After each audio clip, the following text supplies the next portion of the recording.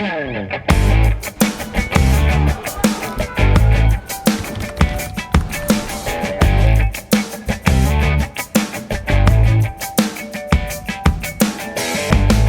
programa de hoje, vamos conversar com o vice-governador do estado do Rio Grande do Norte, Antenor Roberto, do PCdoB. Com ele, vamos abordar alguns assuntos ligados à participação do PCdoB na política nacional e no próprio governo de Lula. Número 3, como também vamos falar a respeito da sua participação, o espaço do PCdoB no governo do Rio Grande do Norte, em mais uma gestão da professora Fátima Bezerra. Seja bem-vindo, vice-governador Antenor Roberto, ao nosso Espaço Cidadão. Robson Carvalho, prazer reencontrá-lo aqui no Espaço Cidadão e fico à sua disposição e da sua audiência para o bate-papo. Prazer tê-lo conosco. Eu gostaria que você pudesse, inicialmente, compartilhar conosco a visão que você tem da atual conjuntura nacional. Estamos nesse período de um novo governo que está chegando, é uma página que se vira na política do Brasil, mas com muitos desafios. Qual é a visão que você tem como sendo membro do PCdoB do Rio Grande do Norte, mas que tem se articulado com o país inteiro?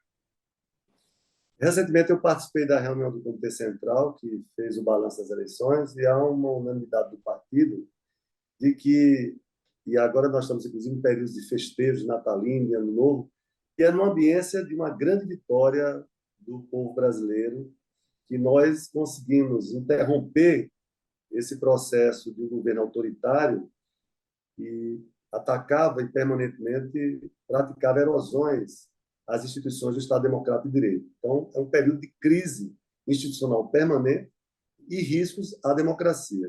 Então, o fato de nós termos conseguido a campanha tão apertada, tão disputada, mas termos feito uma ampla coalizão, e veja bem, é uma coalizão que, guardadas as proporções, tem a mesma importância histórica que nós tivemos quando fizemos a coalizão que derrotou definitivamente o regime militar no colégio eleitoral. Veja bem, naquele momento foi no colégio eleitoral. Depois daquela vitória do colégio eleitoral e do processo constituinte, a Constituição Cidadã, de 1988, e nós temos retomado em 89 o processo das eleições diretas, esse foi o maior risco que a democracia viveu no Brasil. Então, nós não podemos subestimar o tamanho e a importância dessa vitória e dessa ampla frente, dessa coalizão, em que os valores democráticos, os valores civilizatórios da pauta da Constituição de 88 foram um grande ponto de unidade. Da esquerda, setores de centro, setores conservadores, vários espectros políticos se uniram para dizer que a democracia é o maior valor que unifica diferentes matizes, diferentes ideologias, para derrotar a força fascista, que ganha organicidade no Brasil, experiências que vinham acontecendo na Europa já, em vários países, já vinham dando sinais de organizações que são herdeiras do fascismo, que a Segunda Guerra Mundial foi palco desse confronto. E nós participamos, inclusive o Brasil enviou tropas, e aí nós vamos celebrar agora, em 28 de janeiro, Robson Carvalho, vamos lembrar, Natal foi a sede do encontro histórico de Roosevelt e Getúlio Vargas, que sinalizou, inclusive, o ingresso do nosso país dentro da coalizão militar que vai derrotar o nazifascismo. Então, o movimento histórico da humanidade é sempre um movimento de avanços e recuos. Nesse momento, apesar dos 4 anos de retrocesso que nós tivemos, nós estamos diante de um novo esperançar, em que a nova coalizão agora de perfil democrático vai, de fato, reconstituir no Brasil as bases do Estado Democrático de Direito tão alviltradas nesses últimos anos. Então, é um momento de muita alegria, de muita celebração para todos nós democratas. E celebrando, vice-governador, essa coalizão vitoriosa, que tem como seu, digamos assim, como seu ponto máximo a própria democracia, que acabou sendo salva, apesar dos desafios a cumprir ainda daí por diante, mas eu gostaria de saber como se dará daqui por diante essa convivência com forças tão diferentes, mesmo sob o guarda-chuva da democracia, como o próprio presidente Lula chegou a declarar numa entrevista em outro momento, é um retrato que une os diferentes, para se contrapor aos antagônicos. Perfeito. E veja bem, quando eu falo de democracia aqui, eu não estou falando só da democracia enquanto valor liberal. A nossa Constituição Cidadã de 88, A democracia é uma democracia dialética e complexa, porque a nossa Constituição é uma carta de valores civilizatórios que busca a dignidade da pessoa humana. Então, essa democracia e essa coalizão que Lula lidera a partir de 1º de janeiro, embora ele tenha assumido o governo precocemente, tal a inépcia e inaptidão do atual governo, é que é uma democracia que nós temos que falar de democracia econômica, nós temos que falar em democracia de acesso à educação, democracia de acesso à saúde, ao trabalho, à assistência social, enfim, a democracia no sentido pleno da efetividade, para além do direito de votar e ser votado e de ter as representações políticas. Esse é um conceito muito importante de nós levarmos em conta a Carta de 88, que eu digo nós porque eu era estudante e presidente do DCE, fui presidente do Centro Acadêmico de Direito, fui presidente do DCE da nossa Universidade Federal, e fizemos antológicos, históricos seminários, em que nós discutimos todo aquele processo constituinte.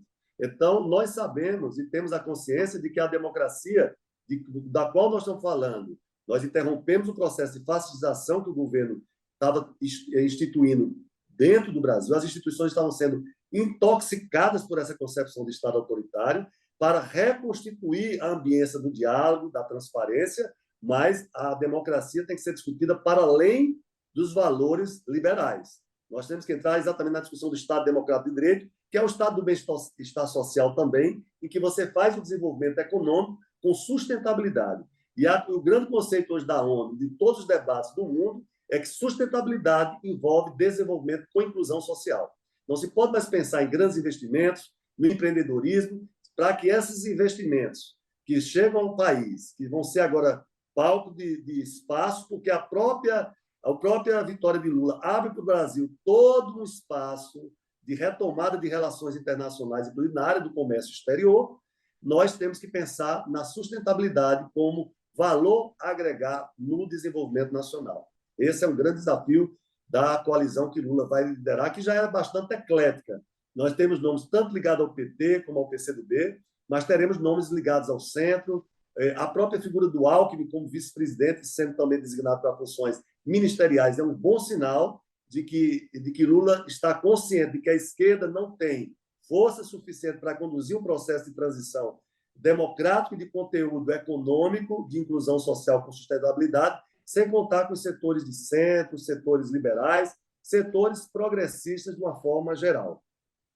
E como será a convivência com tantos diferentes no governo? Qual é a sua expectativa, vice-governador Antônio Roberto? No plano federal, Lula é muito experiente, já é o 3º governo dele. E Lula sempre soube trabalhar muito bem com essas diferenças. Acho que tem que ter mais cuidado também agora com a retaguarda na composição do governo, no sentido da relação com o Congresso Nacional. Eu acho que depois de toda essa contaminação no Poder Judiciário, mas que agora o Poder Judiciário recupera o seu protagonismo. Muita gente está criticando o ativismo, mas não é o ativismo, é que o Supremo voltou a ter o seu papel protagonista de um acordo constitucional, de controle político da condução do país, de fazer exatamente o mecanismo dos freios e contra-freios nas relações com os poderes, o poder executivo, o poder legislativo. Então, eu acho que nós vivemos um momento áureo também do Poder Judiciário, que volta a ter, digamos, uma retomada, uma autoestima do Poder Judiciário que esteve bastante emborcada na última quadra. Então, eu acho que Lula tem um manejo muito especial e de experiência para lidar com o Congresso, que é um Congresso bastante conservador. A cada eleição, o Congresso tem de ser mais conservador, porque o domínio econômico na eleição do Congresso Nacional já era escandaloso, e com o orçamento secreto assumiu níveis de escândalo incomparáveis a ponto de precisar ser judicializado, o próprio Supremo colocando temperamentos nessa falta de transparência na execução, o espatifado no orçamento público que prejudica você pensar em grandes obras estruturantes para o Brasil, dada a fragmentação eleitoreira dessa pauta do Centrão com a questão do orçamento secreto. Então, eu acho que tudo isso são experiências que mostram o principal, como não deve ser feito. Eu acho que esses 4 anos são anos de lições de tudo que não deve ser feito por um presidente da República, por um Congresso polarizado por um Poder Executivo desqualificado, como é o Poder Executivo 60 atual, dirigido por Jair Bolsonaro. De um ministério, de uma incompetência. Esse Guedes é de uma estupidez o que diziam sobre o currículo desse Guedes. Esse homem é de uma estupidez na incapacidade de dirigir a economia de um país continental complexo como o nosso, que deixou o país inviabilizado economicamente, como nós estamos vendo, sem nem as obrigações, e vai ser salvo agora por um gesto de negociação com o Congresso Nacional, porque nem as contas desse governo poderiam receber qualquer chancela do Congresso Nacional. Me parece que eles estão tentando uma composição aí, pelo menos, fechar no martelo essas contas públicas. Por muito menos, eles crucificaram Dilma Rousseff, que não cometeu nenhum crime, mas nesse governo, crimes orçamentários e financeiros foram praticados com os órgãos de controle assistindo isso com cara, digamos, de paisagem, porque o TCU não atuou nessa questão, a CGU não atuou nessa questão, a própria Procuradoria da República foi leniente com relação a isso, prevaricou sobre certos aspectos, me parece que isso vai ser objeto de investigação ainda, mas está aí um país totalmente descontrolado nas suas finanças públicas. Mas, digamos, nós não vamos trabalhar, e Lula é muito disso, Lula não vai trabalhar olhando para o retrovisor, mas ele vai ter que dizer que país encontrou e passar um risco para dizer quais são os novos marcos de execução do orçamento, quais são os novos marcos de execução de política pública e quais são os novos marcos de controle da despesa pública e de transparência na execução da despesa pública. Eu acho que isso Lula tem capacidade com os diferentes. E é bom ter os diferentes também, Robson, porque são escolas diferentes que vão trocar suas experiências. Nós não podemos subestimar a experiência de um Alckmin, que governou o estado de São Paulo, que equivale a economias de países da Europa, de um país inteiro na Europa.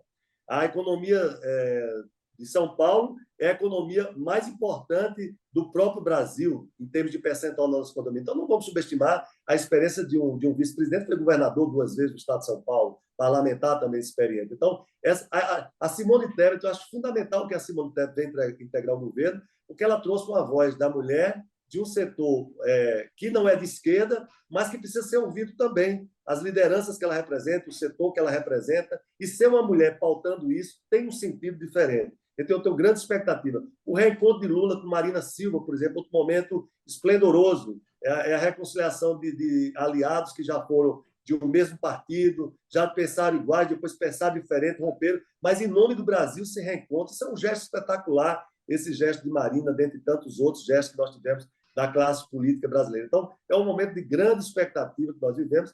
É claro que nós temos que mirar os Andes, as cordilheiras dos Andes, com os pés no chão, porque nós não podemos, em 4 anos, dizer que nós vamos radicalmente transformar o Brasil, mas nós vamos equalizar. Lula vai equalizar o Brasil para que as novas gerações possam partir da acumulação que nós tivemos, do processo de redemocratização, do processo constituinte, da Carta de 88 e de toda a efetividade que a gente tinha conseguido dar da Carta de 88 dos governos de Lula e de Dilma. Eu acho que é uma volta ao passado, mas como o movimento histórico é dialético, ninguém volta mais para o mesmo ponto. É um retorno a alguns valores, mas em novas condições, porque o destroço financeiro orçamentário do Brasil, a falência das condições do Estado brasileiro e também o empobrecimento da população está longe de ter paradigma, porque depois que você caminha algumas casas, você nunca volta a fazer a comparação com o estágio. Por exemplo, nós não vamos comparar com 2002. Nós temos que comparar de como o Temer recebeu o governo, em que estágio ele recebeu e o destroço que aconteceu a partir dali. Então, e a tentativa de reposicionar o país. Né? Reposicionar historicamente. Desse aspecto, eu sou otimista. Né? Perfeito. E eu gostaria de saber qual o papel que cabe ao PCdoB nessa reconstrução do país, nesse plano federal, na participação, seu espaço em participação no governo do presidente Lula. No ambiente que nós vivemos de anti-esquerda, antipetismo, é claro que o anticomunismo também foi muito desenvolvido, tudo era comunista, né? Todo objeto de visão negativa por parte do bolsonarismo, que agora revela mais uma face, né? Que é o bolsonarismo vinculado ao terrorismo de Estado. Então, tudo isso foi essas milícias, essas organizações armadas com bombas, isso tudo foi criando, evidentemente, uma narrativa contra a esquerda, contra o petismo e contra o comunista. Então, nós pagamos um preço eleitoralmente muito caro, mas a gente já sabia de toda essa dificuldade de sobrevivência que nós teríamos, e por isso nós fomos cuidar com muito zelo com a construção da federação. E se mostrou uma coisa muito acertada. Graças à federação, o PCdoB, mesmo com sua redução numérica de votos, consegue manter o seu assento no parlamento brasileiro. Isso é um feito extraordinário, porque, veja bem, eu tenho dito nas últimas entrevistas, nas reuniões que eu tenho ido, que pessoas como eu, dirigentes do PCdoB, passaríamos a correr riscos da nossa integridade física, porque eles criaram uma narrativa política em que era perfeitamente explicável você eliminar o seu adversário fisicamente, você atacar fisicamente. Nem o adversário, foram criados inimigos imaginários, né? O próprio comunismo e os comunistas sendo um deles, né? E a partir daí teriam que ser combatidos, inclusive até com a morte, né? Claro, porque agora eles estão armados, inclusive. Quer dizer, desde a paralisação que eles fizeram nas rodovias, toda aquela tentativa de não deixar os eleitores comparecerem com violência, com força, usando instituições, inclusive do Estado, agora vai se revelando um arsenal de armas. Porque mais cedo ou mais tarde, a gente tem que perguntar, com essa liberação de armas e de munições que o governo Bolsonaro criminosamente praticou, essas armas, evidentemente, elas entraram em circulação. E nas mãos de quem, se elas não estavam na mão das instituições policiais, as do Estado? Elas estavam fora do Estado, do controle do Estado. Então, estão na mão desses civis, de alguns milicianos, agora já com estruturas de acampamentos, com estratégias, inclusive, de ataques, de pontos de guerra, como eles fizeram, pretendiam fazer, inclusive, na posse de Lula. Então, nós temos que ver que o perigo que nós corríamos, como aquela maluca daquela deputada correndo na rua, com a arma em punho, apontando para a pessoa. Aquele dia poderia ter tido uma tragédia naquele restaurante. Então, todos nós ficamos extremamente vulneráveis. Eu participei agora de um almoço, e depois que eu saí desse almoço aqui em Natal, eu soube que o pianista tocou marchas militares, hinos militares. Então, nós estamos vivendo diante de uma situação extremamente perigosa do ponto de vista da integridade física das pessoas que se identificam com as causas humanitárias, com as causas civilizatórias, com a pauta democrática, progressista. Então, por isso que a vitória nossa com a federação de termos eleito uma pequena bancada de deputados federais para resistir e ajudar Lula nessa nova quadra, porque vamos levar deputados com a experiência do Renildo, com a experiência da Alice Portugal, do Daniel pela Bahia. Agora o Orlando vai assumir também, porque com a assunção de alguns ministros, ele assume agora como primeiro suplente em São Paulo. E Luciana então, nós vamos Santos, que é a atual vice-governadora de Pernambuco, né?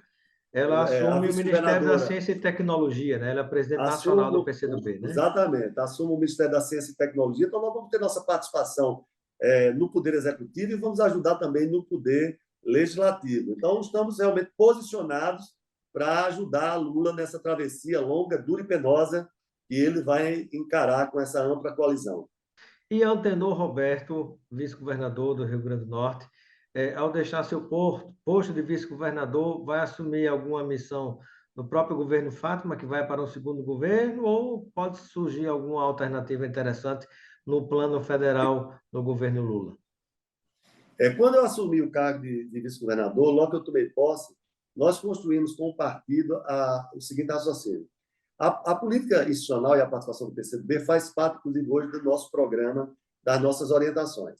Mas nós temos que ter cuidado para não fazer com que a estrutura partidária seja absorvida pela estrutura institucional. Então, por isso que, desde que eu assumi o cargo de vice-governador, nós fizemos uma transição e Divanildo Pereira, que é um dirigente experiente, integra a direção nacional do PCdoB, inclusive teve missões internacionais do PCdoB, que é um petroleiro, é um quadro operário, e a companheira Fátima Viana, que é também de origem operária petroleira, mas hoje digamos, um dos quadros do PCdoB mais eruditos que nós temos. Nós fizemos a transição, eles assumiram, e a participação do PCdoB no primeiro governo já contou com essa transição. Agora, eu exatamente fiz a mesma coisa. Quem está cuidando dos interesses, dos espaços do PCdoB no segundo governo da professora Fátima Bezerra está sendo exatamente essa direção do partido. Caso haja essa acomodação do PCdoB como instituição partidária e o governo da professora Fátima Bezerra, com os quadros que ela destacou para isso, o chefe de gabinete Raimundo Alves, e ela própria é quem dá a palavra final, se ela achar conveniente que eu vá assumir alguma missão, aí, hoje nós estamos em 26 de dezembro, mas até hoje nós não tivemos nenhuma conversa afinando. Ela sempre manifesta muito que gostaria que eu tivesse alguma participação com ela, mas também isso não está dito, não está convidado, e eu entendo isso porque existe uma coalizão muito ampla aqui no Estado também, ela para se eleger, com a folga que ela se elegeu no primeiro turno, praticamente aclamada, não teve nem um candidato mais competitivo para ela enfrentar. Ela, evidentemente, tem muitos compromissos que estão sendo aí. Até agora, o que ela anunciou foi mais, digamos, o seu núcleo mais identificado com a liderança dela. São as pessoas mais vinculadas à liderança dela própria. Ela anunciou recentemente esse núcleo aí ligado ao gabinete civil, ligado à parte do planejamento, finanças. A ex-secretária Virgínia mudou de função, mas faz parte desse núcleo mais palaciano, Luciana Dalton. Então, eu diria que o núcleo mais vinculado à Fátima, esse já foi anunciado por ela, e também a parte da segurança. Quando ela foi anunciar a parte da segurança, ela até teve um gesto gentil, porque como eu coordenei essa parte da política de segurança pública e do plano, ela me convidou para acompanhar esse anúncio da manutenção dos atuais titulares da segurança pública. Mas, no mais, eu tenho que confiar na condução do partido nessa negociação, e já estou de férias marcadas a partir de 2 de janeiro, junto à PGE, já fiz o requerimento das minhas férias, são 4 anos sem nenhuma interrupção, sem descanso, e aí a gente vai serenar um pouco aí nessas férias. Em breve saberemos, né, das próximas missões. Muito bem. Eu quero agradecer a participação de Antenor Roberto, vice-governador do Estado do Rio Grande do Norte, no nosso Espaço Cidadão. Seja sempre bem-vindo. Eu deixo um momento final para as suas despedidas, junto a todos aqueles e aquelas que nos acompanham, e pode complementar com alguma informação que você considere importante e, porventura, a gente não tenha abordado aqui no nosso programa. Bom, minha palavra final agora, Robson, é de agradecimento. Agradecimento à governadora, que me confiou a condição de vice-governador, e agradecer a toda a acolhida que eu tive do PT, do PCdoB, claro que é o meu partido, dos partidos aliados, dos parlamentares, de todos os secretários e secretárias, dirigentes da administração direta, que me acolheram e que me favoreceram para que eu pudesse exercitar essa experiência que eu tinha. Eu completei em outubro, 41 anos de serviço público. Então, a governadora me confiou essa experiência que eu tinha de servidor estadual para ajudar ela, que tem um tirocínio, uma experiência política sem par aqui no Estado do Rio Grande do Norte, a maior liderança, mostrou isso agora. E eu quero só agradecer a esse acolhimento que eu tive, os servidores aqui do meu gabinete, que se esforçaram muito. É uma pequena equipe, mas a gente deu conta de coisas importantes, como a política e o plano de segurança pública. Eu contei aqui com a equipe também, um núcleo de segurança pública. Entregamos o plano, entregamos a capacitação. Hoje, cada órgão de segurança pode fazer seu próprio plano institucional, que já está em curso, graças à capacitação que nós fizemos. Nós entregamos um sistema de proteção social à Polícia Militar, aos bombeiros militares. Nós ajudamos a governadora, com a PGE, em ações estratégicas, junto ao Banco Mundial, Supremo Tribunal Federal. Essas escolas novas estão sendo construídas no Fundef. Foi com o precatório de uma vitória estrondosa da nossa PGE e também do tirocínio político da governadora, né, na execução disso. A Lei Aldir Blanc aqui foi referência também para nós. A parte da saúde, eu pude ajudar muito na época do Covid, a governadora, nas articulações com os órgãos de controle, com a nossa PGE participando. Então, ela me abriu todos os espaços, todas as áreas, para que eu pudesse exatamente ajudar os nossos gestores, que sempre contaram com a Procuradoria-Geral do Estado, ali apoiando as ações, dando segurança. Foi a governadora que atravessou 4 anos com plena segurança jurídica. Você tem ideia dessa questão mesmo dos respiradores do Consórcio Nordeste? Foi o Estado que já recuperou parte dos recursos, apesar de toda essa escandalização que eles tentaram fazer e perderam essa narrativa na campanha, inclusive. Então, ela fez um governo realmente com muita transparência, com muito diálogo, e eu estou muito satisfeito de ter sido partícipe disso junto a ela, de ter emprestado a nossa experiência e, sobretudo, só consegui fazer isso porque fui acolhido por todos no governo, seguindo a orientação dela de sempre ouvir as nossas orientações e receber também as nossas instruções do nosso apoio. Então, obrigado ao povo do Rio Grande do Norte por ter me permitido o que eu chamo a experiência mais incrível da minha vida, a experiência mais rica, graças digamos, à generosidade do povo que elegeu o Fátima no primeiro governo, e ela que conseguiu, com o PCdoB e o PT, me permitir ser eleito vice-governador do Estado do Rio Grande do Norte. Então, é uma alegria muito grande que eu encerro essa jornada e dou por cumprida a minha missão. Obrigado, governador Antenor Roberto, pela sua participação no Espaço Cidadão. Feliz Ano Novo para vocês todos, um beijo no coração.